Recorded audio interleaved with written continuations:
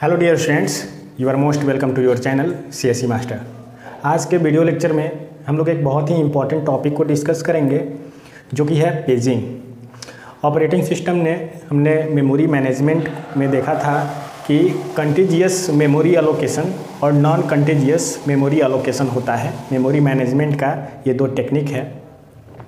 Non कंटिजियस memory allocation में हमने देखा था कि प्रोसेसेस को सेकेंडरी मेमोरी में ही कुछ सेक्शंस में, कुछ पार्ट में डिवाइड किया जाता है, जिसमें हर एक पार्ट को हम पेज कहते हैं और फिर उन पेजेस को फ्रेम्स अलोकेट किए जाते हैं मेन मेमोरी में। ओके, तो उसी पेजिंग को हम लोग आज के वीडियो लेक्चर में थोड़ा डिटेल में जानेंगे।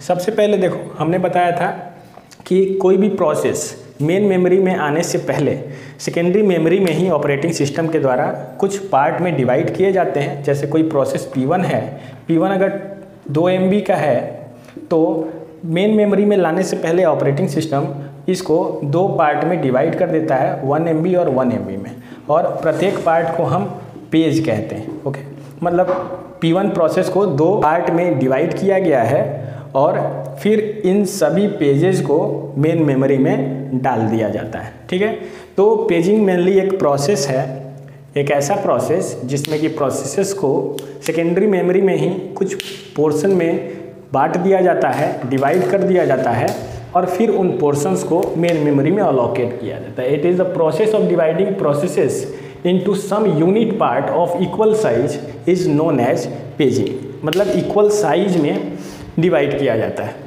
Each equal unit part are known as pages. जो भी इक्वल पार्ट्स हैं उनको पेज कहा गया। P1 प्रोसेस को दो पेज में डिवाइड किया गया है, first and second. The process are always divided into the number of pages of size equal to size of frame. हर एक प्रोसेस को पेजेज में डिवाइड किया जाता है तो पेज का साइज फ्रेम के साइज के इक्वल होता है। अब ये फ्रेम क्या है, तो फ्रेम को अगर हम लोग समझें तो उसी टाइम ऑपरेटिंग सिस्टम के द्वारा मेमोरी ब्लॉक को कुछ पार्ट में डिवाइड किया जाता है और प्रत्येक पार्ट को हम लोग फ्रेम कहते हैं और फ्रेम का साइज भी इक्वल होता है। मतलब इक्वल साइज के फ्रेम्स में मेन मेमोरी को भी डिवाइड किया जाता है। तो फ्रेमिंग एक प्रोसेस है जिससे कि मेन मेमोरी को कुछ पोर्शंस में डिवाइड करते हैं और प्रत्येक पोर्शन को फ्रेम कहा जाता है। ओके, जैसे कि एग्जांपल आपके सामने दिख रहा होगा, ये मेन मेमोरी है अपना और मेन मेमोरी का कुछ हिस्सा जो है ऑपरेटिंग सिस्टम के द्वारा एक्वायर किया गया है और हमारे पास कुछ प्रोसेसेस हैं P1, P2, P3 and P4। Okay, P1 का साइज हमने दिया है 3 MB, P2 को 2 MB, P3 को 3 MB, P4 को 2 MB हमने दिया है। हमारा जो रैम का साइज है ये हमने 10 MB रखा है। जो भी हमारा मेन मेमोरी है ये 10 MB का है। ओके, तो देखो यहाँ P1 प्रोसेस 3 MB का है, P2 प्रोसेस 2 MB, P3 3 और P4 2। मतलब टोटल ये चारों प्रोसेसेस 10 MB के हैं और 10 MB का रैम है। सारे प्रोसेसेस को मेमोरी अलोकेट किया जाएगा अगर कंटिन्यूअस मैनर में किया जाए तो। ठीक है, लेकिन हम लोग यहाँ पर पेजिंग को यूज कर रहे हैं। इसमें ऑपरेटिंग सिस्टम क्या करेगा, P1 प्रोसेस को 1-1 MB के 3 पेज में डिवाइड करता है, P2 प्रोसेस को 1-1 MB के 2 पेजेस में डिवाइड करता है, फिर P3 को जो कि 3 MB का है इसको 1 MB के 3 पेज में डिवाइड करता है, P4 को 1 MB के 2 पेज में डिवाइड करता है और रैम को जो कि 10 MB का है 10 पार्ट में 10 पार्ट में डिवाइड करता है। मतलब 10 फ्रेम्स यहाँ पे बनते हैं और सभी फ्रेम का साइज 1 MB रहता है। ओके, सभी फ्रेम का साइज 1 MB रहता है। अब देखो यहाँ पे जो P1, P2, P3 है ये फर्स्ट फ्रेम है P1 का, P11, P12 P1 का सेकेंड पेज है, P13 P1 का थर्ड पेज है। ऐसे ही P2 का P21 फर्स्ट पेज है और P22 सेकेंड पेज है एंड सो ऑन। तो यहाँ पर क्या किया जाएगा, P1 प्रोसेस को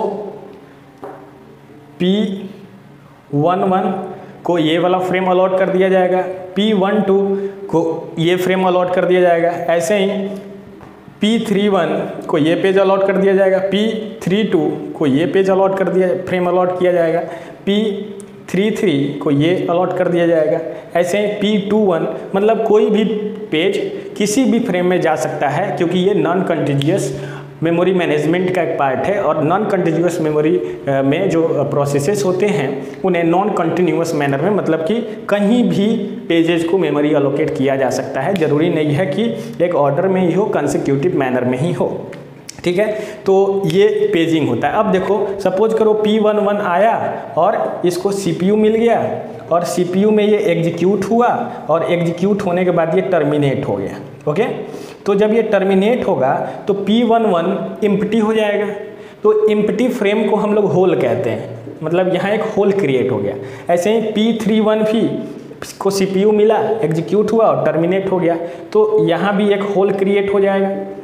ओके, तो जब ये होल क्रिएट हो गया, हमारा फ्रेम एम्प्टी हो गया, तो उस टाइम कोई दूसरा इनकमिंग पेज आ करके मेमोरी को एक्वायर कर लेगा, मतलब ऑपरेटिंग सिस्टम कोई न्यूली कमिंग पेज को मेमोरी अलोकेट कर देगा और इस प्रकार हमारे जो भी होल्स हैं वो क्रिएट हो रहे हैं, तो उसको तुरंत कोई ना कोई पेज अलोकेट कर दिया जा रहा है। तो इंटरनल फ्रेगमेंटेशन होने का सवाल पैदा नहीं हो रहा है और जब इंटरनल फ्रेगमेंटेशन नहीं होगा तो एक्सटर्नल फ्रेगमेंटेशन का भी कोई सवाल पैदा नहीं होता है। ओके, यहाँ हमने इस पॉइंट को नोट भी किया है। Whenever some pages of process get executed and terminated the frame regarding page get empty, this empty frame is known as what, hole. इस एम्प्टी फ्रेम को हम लोग होल के नाम से जानते हैं। Such hole are allocated to the newly coming pages of process. ये जो होल्स हैं ये वैसे पेजेस को अलोकेट किए जाते हैं जो कि सेकेंडरी मेमोरी से मेन मेमोरी में आने के लिए रेडी हैं। In such a way internal and external fragmentation does not happen. यहाँ पे इंटरनल और एक्सटर्नल फ्रेगमेंटेशन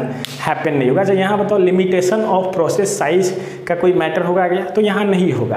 प्रोसेस साइज में लिमिटेशन नहीं होगा। कितना भी बड़ा प्रोसेस हो, कितना भी लार्ज साइज का प्रोसेस हो, उसको तो हम लोग पेजेस में डिवाइड कर दे रहे हैं और पेजेस को फ्रेम अलोकेट कर रहे हैं, मेन मेमोरी अलोकेट कर रहे हैं, तो यहाँ लिमिटेशन भी नहीं होगा। ओके, तो ये था पेजिंग।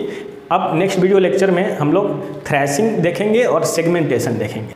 तो आज के लिए इतना ही। आपको ये वीडियो कैसा लगा हमें कमेंट में जरूर बताएं। अगर वीडियो अच्छा लगा आप वीडियो को लाइक कर सकते हैं, कोई प्रॉब्लम है कमेंट में वो भी बता सकते हैं, और अगर आप चैनल पर नए हैं, पहली बार हमें देख रहे हैं, तो आप चैनल को सब्सक्राइब कर सकते हैं।